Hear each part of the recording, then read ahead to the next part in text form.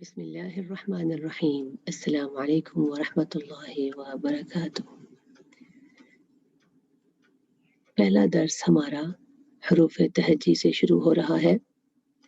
عربی میں حروف تہجی 28 یا 29 ہیں۔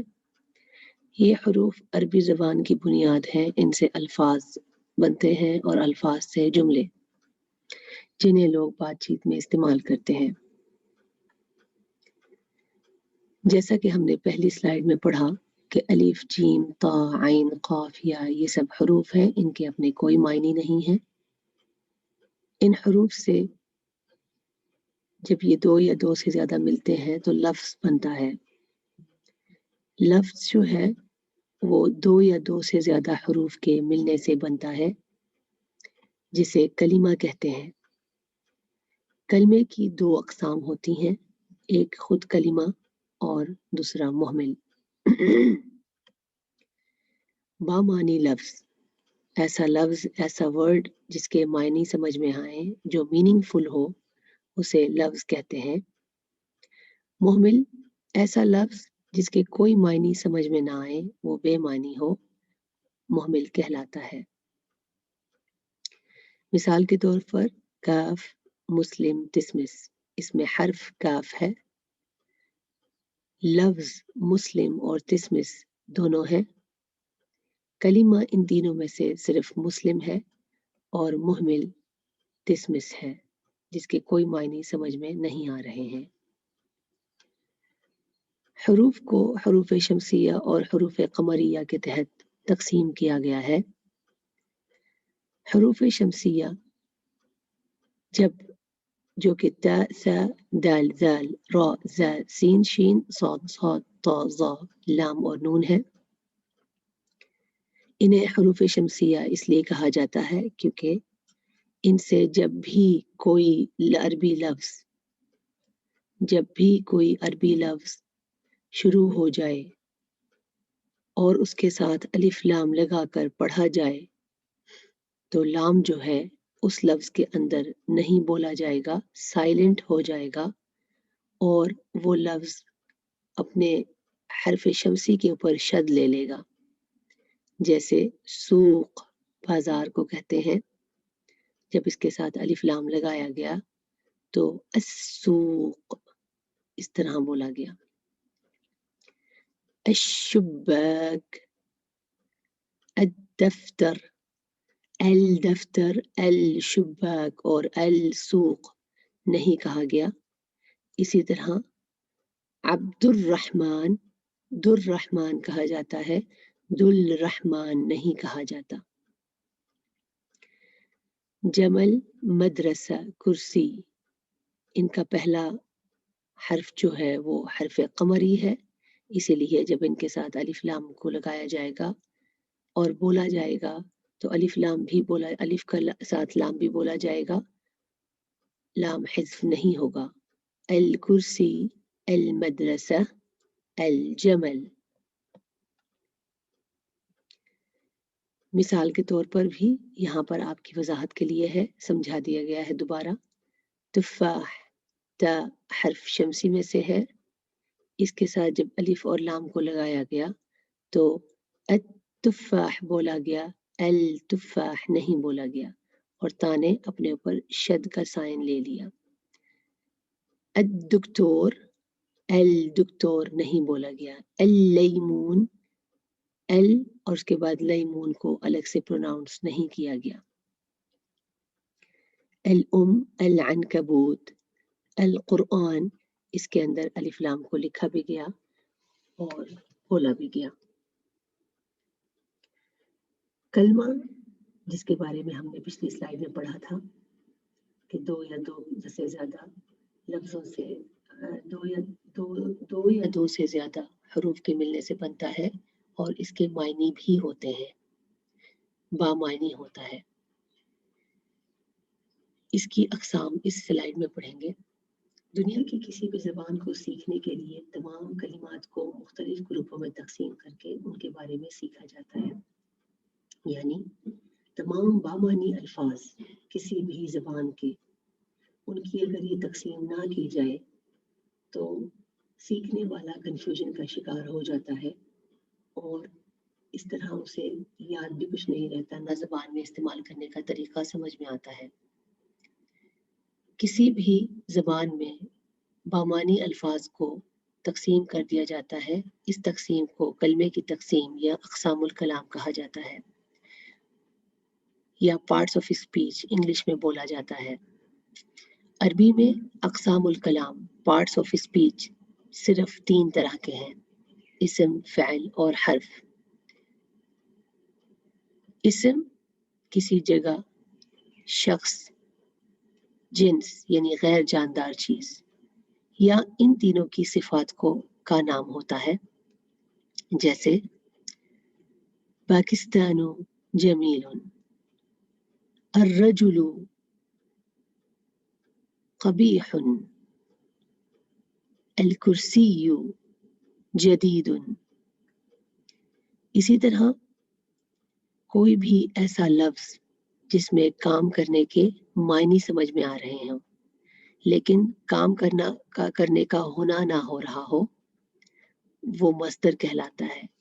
یعنی کسی بھی کام کا نام مصدر کہلاتا ہے، جیسے عبادت کرنا کے میننگ دیتا ہے، امر کسی کو حکم دینے کے معنی میں استعمال ہوتا ہے، اس میں کوئی زمانہ نہیں پایا جا رہا۔ فعل کسی بھی کام کا کرنا، فعل کا مطلب ہوتا ہے کام، اور کسی بھی کام کا کرنا تینوں زمانوں میں سے، زمانہ ماضی، زمانہ حال اور زمانہ مستقبل میں سے کسی بھی زمانوں میں سے ایک زمانے کا میں پایا جائے، ایسے لفظ کو کام کہیں گے، اور کام کو عربی میں فعل کہتے ہیں، جیسے ذہب وہ گیا، یکتب وہ لکھتا ہے یا لکھ رہا ہے، یہ فعل ہوتا ہے۔ حرف کے معنی بالکل وہ نہیں ہے جو ہم نے پہلی سلائیڈ میں پڑھے تھے، اس میں حروف تہجی کہلائیں گے۔ یہاں پر حرف جو ہے اگر کلمے کی اقسام کے طور پر دیکھا جائے تو یہ پارٹ آف اسپیچ ہے، یہ آپ 2 حروف سے بھی ملتا پائیں گے اور خالی ایک حرف بھی ہوگا، اس کے اپنے معنی ہوں گے، خاص معنی، لیکن یہ معنی جو ہوں گے یہ اکیلے، کبھی آپ کو اکیلے اگر ہوں یا جملے کے بغیر آپ دیکھیں تو آپ اس کے معنی سمجھ نہیں پائیں گے، لیکن یہ اپنے معنی جملے کے اندر ظاہر کریں گے استعمال ہوتے ہوئے، جیسے من کا مطلب ہوتا ہے سے، اور واو کا مطلب ہوتا ہے عربی میں اور، یہ حروف تہجی نہیں ہے جیسا کہ میں نے آپ کو بتا دیا ہے، یہ ذہن میں رکھیے گا۔ سے اور ان دونوں کے میننگ بن رہے ہیں، معنی تو ہمیں پتہ چل رہے ہیں، لیکن اب ہمیں کیا کرنا ہے، انہوں نے اگر یہ جملے میں استعمال ہوں تبھی اس کے معنی ہمیں زیادہ اچھے طریقے سے سمجھ میں آئیں گے۔ من سے اور واو اور۔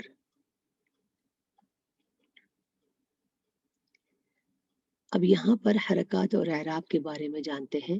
حرکات زبر، زیر، پیش، تنوین کو کہتے ہیں، اور اعراب جو ہے کسی بھی لفظ کے آخری حرف کی جو بھی حرکت ہوتی ہے، بے شک وہ پیش ہو جائے، زبر ہو جائے، زیر ہو جائے یا تنوین ہو جائے، اس کو کہا جاتا ہے۔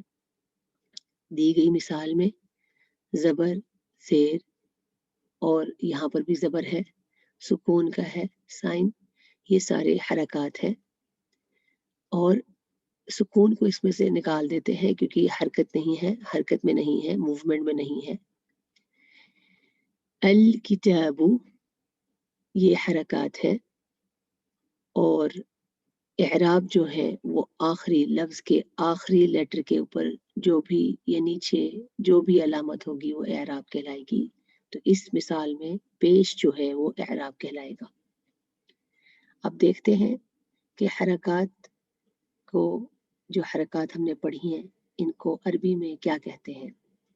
زیر کو کسرہ، زبر کو فتحہ، پیش کو ضمہ کہا جاتا ہے، 2 زیر کو تنوین کسر، 2 زبر کو تنوین فتح، 2 پیش کو تنوین ضم کہا جاتا ہے۔ جس حرف پر تنوین ہو وہ حرف منون کہلاتا ہے، اور جس حرف پر زبر اور زیر یا پیش کی علامتیں ہوں وہ متحرک کہلاتا ہے۔ مثال کے طور پر مسجد میں میم اور جیم متحرک ہے، آخری لیٹر دال جو ہے وہ منون ہے، اور سین جو ہے وہ ساکن ہے۔ اس سلائیڈ میں ہم نے اسم کی بنیادی علامات جو ہے وہ سیکھی ہیں۔ اسم کی بنیادی یا مین علامتیں دو ہیں، ایک تنوین اور دوسری الف اور لام۔ یہ اسم کے آخر میں پائی جاتی ہے اور اسے عام کر دیتی ہے، کامن ناؤن بنا دیتی ہے، جیسے انگریزی میں a book، بابن، صراطن، کتابن۔ آپ دیکھ رہے ہوں گے اگر یہ آخر میں اگر تنوین آ رہی ہے، اور بے شک آپ کو اس کے معنی بھی سمجھ میں نہیں آ رہے، لیکن اس کے باوجود وہ اسم ہوگا۔ اور اگر الف لام نہیں لگا ہوا تو ایک کا لفظ جو ہے اس کے اندر چھپا ہوا ہوگا، پوشیدہ ہوگا، جیسے دروازہ راستہ کتاب نہیں، ایک دروازہ ایک راستہ اور ایک کتاب کہا جائے گا۔ اگر انہی عام ناموں کے ساتھ الف لام لگا دیا جائے تو یہ بھی پہچان ہے ہماری عربی میں اسم کی، وہ الباب، الصراط اور الکتاب ہوگا، اور اس میں ایک کا لفظ جو ہے وہ مخفی نہیں ہوگا، جیسے دروازہ خاص دروازہ، راستہ خاص راستہ، کتاب خاص کتاب۔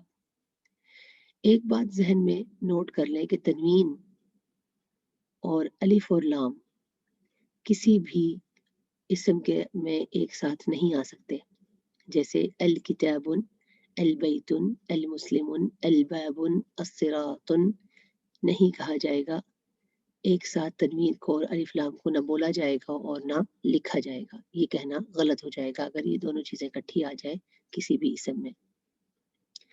اسم کی مزید پہچانوں کے لیے آگے جا کر اس پر زیادہ تفصیل میں بات ہوگی، لیکن مزید پہچان آپ کو دو اور دے دی گئی ہیں۔ لفظ کے آخر میں تا مربوطہ، اسے کہتے ہیں تا مربوطہ، مربوط بند سے نکلا ہے، اور ایسی تا جو کہ بند ہوتی ہے، گول ہوتی ہے، اسے تا مربوطہ کہتے ہیں۔ اگر یہ کسی بھی لفظ کے آخر میں پائی جائے تو آپ سمجھ جائیے گا کہ وہ اسم ہے، جیسے لیلتن، اس کے اندر یہ اسم ہے کیونکہ اس کی یہ اینڈنگ جو ہو رہی ہے وہ تا مربوطہ سے ہو رہی ہے، اور تا مربوطہ کا اسٹاپ ہا کی صورت میں ہوتا ہے، یہ تجوید کا قاعدہ ہے۔ لیلتن کو اگر اسٹاپ کیا جائے تو لیلہ، لیلہ، لیلتا، لیلتو، لیلتی نہیں کہا جاتا۔